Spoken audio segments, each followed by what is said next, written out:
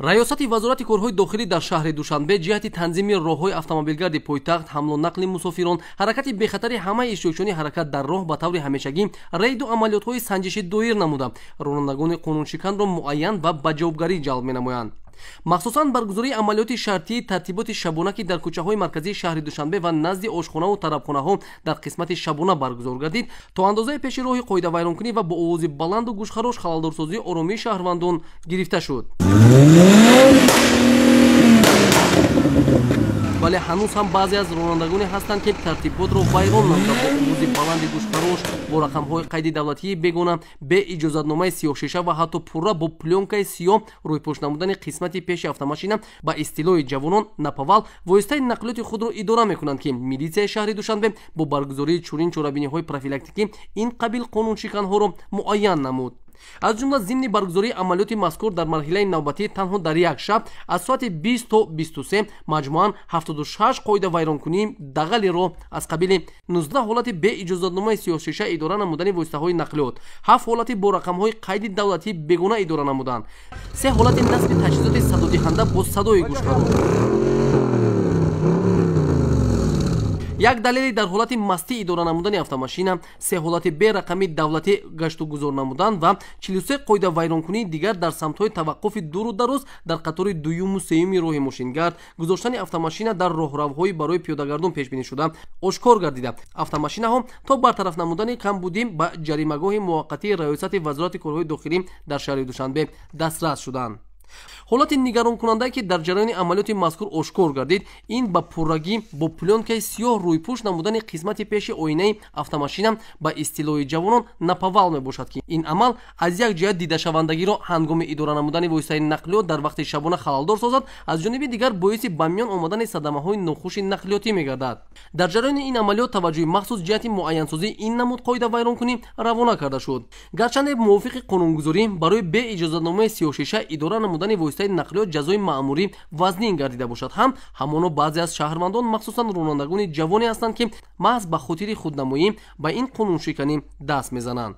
аз ҷумла ронандагони автомашинаҳои тамғаи Range Rover рақами транзитияш S7224E07 шаҳрванд Саидов Суҳайлӣ, тоҷири хариду фурӯши автомашина, Мерседес рақами давлатияш 1818 VV01 шаҳрванд Азамзода Абдулло, тоҷири хариду фурӯши автомашина, Ford Mustang бо рақами давлатӣ 1966 GG01 шаҳрванд Шарифов Бахтовар, донишҷӯи соли сеюми факултаи гумруки донишгоҳи давлатии Москва, бе иҷозатномаи сиёҳшиша ва ҳатто қисмати пеши оинаи автомашинаи худро ба пуррагӣ сиёҳ намуда дар кӯчаҳои шаҳри Душанбе ба сайру гашт машғул буданд ки аз ҷониби гурӯҳҳои рейдии раёсати вазорати корҳои дохилӣ дар шаҳри Душанбе боздошту муайян ва нисбаташон протоколи ҳуқуқвайронкунии маъмурӣ тартиб дода шуда, ҳолатҳои қоида вайронкунӣ ба пуррагӣ бартараф карда шуданд.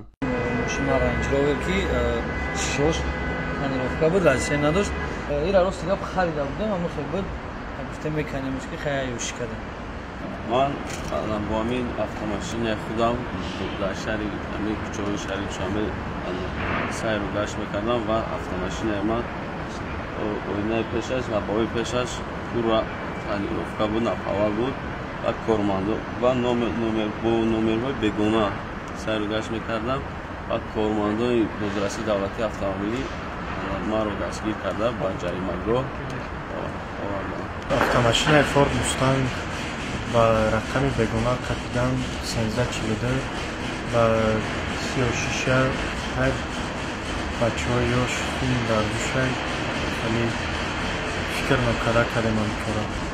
سبب بزرگش در چی بود از طرف کارمندان بزرگش؟ اونا پیش سیاه کردیم برای اون. این برای چی همین اغلب رو پیش میکنی؟ سببش در چیه؟ یا معرکه یعنی یادگوزار در معرکه با همون فکر. дар ин самт ҳолати нигаронкунандаи дигаре ки дар ҷараёни амалиёти мазкур муайян гардид, дар хиёбони Рудакӣ, шоҳроҳи марказии пойтахт бо садои баланди гӯшхарош идора намудани воситаҳои нақлиёт ва таваққуфи автомашинаҳо дар қатори якуму дуюми роҳ аз ҷониби ҷавонон аст ки ин амали номатлуби онҳо боиси коста гардидани симои пойтахт мебошад. аз ҷумла ронандаи автомошинаи тамғаи мерседес бенз рақами қайди давлатияш 1994 уқ 01 шаҳрванд хоҷаев муҳаммад ёсин соҳибкори фурӯши қисмҳои эҳтиётии автомошина, ронандаи автомошинаи тамғаи мерседес с класс рақами давлатияш 22 bo 01 юсупов аҳмад автомошинаи худро дар хиёбони марказӣ бо овози баланди гӯшхарош идора мекарданд ки дар ҷараёни баргузории амалиёт боздошт шуданд. ман соҳиби ин мошин аз сабаби овозаш баланд ва шаҳрвандон халал мерасонад ба ҳамон хотир маро дар шаҳри душанбе манъ карданд. хатогии худро фаҳмидам, хатогии худро ислоҳ мекунам, дигар такрор намешавад. кормандони бузурраси барои чӣ моро боздошт карданд? барои ҳамин овози баланди гӯшхарош дар ҳамин мясакомбинат дастгир кардан, яъне барои овози гӯшхарош.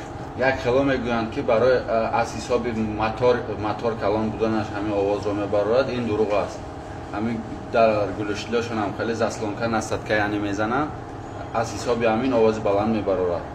зимни санҷиш муайян гардид ки ин падидаи номатлуб бо мақсади худнамоӣ дар байни ҷавонон ба истилоҳ муд шуда ҳар кадоме бо ин роҳ мехоҳанд бартарияти худро нисбат ба дигарон намоиш диҳанд. дар натиҷаи ташхиси техникӣ муайян гардид ки ин тоифа ронандагон дар қисми дудбарои автомошина дастгоҳҳои иловагӣ насб намуданд. дар баъзеи дигар автомошинаҳо дастгоҳҳои танзимкунандаи садои автомошина ба истилоҳ катализатор гирифта шуда бо чунин амал тартиботу оромии шаҳрвандон халалдор карда мешавад. баъд аз ҷаримабандӣ ашёи ҳуқуқвайронкунии маъмурӣ ҳамчун далели шайъӣ мусодира карда шуданд. инчунин зимни амалиёти мазкур ошкор карда шуд ки ронандагони автомошинаҳои тамғаи BMW рақами қайди давлатияш 0404 SS01 Турсунов Алишер соҳибкор роҳбари тарабхонаи Яккасарой, Toyota Highlander рақами қайди транзитии E4261 E01 Наимов Далер тоҷири хариду фурӯши автомошина дар воситаҳои нақлиёти худ рақамҳои қайди давлатии бегунаро насб намуда бо ин амалашон талаботи моддаи 313 кодекси ҳуқуқвайронкунии маъмурии ҷумҳурии Тоҷикистонро вайрон намуданд. қобили зикр аст ки соли ҷорӣ таҷдиди чорабиниҳои муҳими сатҳи байналмилалӣ ва ташрифи меҳмонони олиқадр ба ҷумҳурии Тоҷикистон махсусан ба шаҳри Душанбе ба нақша гирифта шудааст ки аз ҳар як шаҳрванд махсусан ронандагони воситаҳои нақлиёт риояи ҳатмӣ ва ҳамаҷонибаи қоидаҳои ҳаракат дар роҳ талаб карда мешавад. ҳолатҳои мазкур ҳар яки моро водор месозад ки нисбат ба амалу кирдорҳои номатлуб ва халалдоркунандаи тартиботу оромии шаҳрвандон ва фарҳангу маданияти шаҳрдорӣ бетараф набуда ҷиҳати бартарaf ва ислоҳи онҳо саҳми худро гузорем.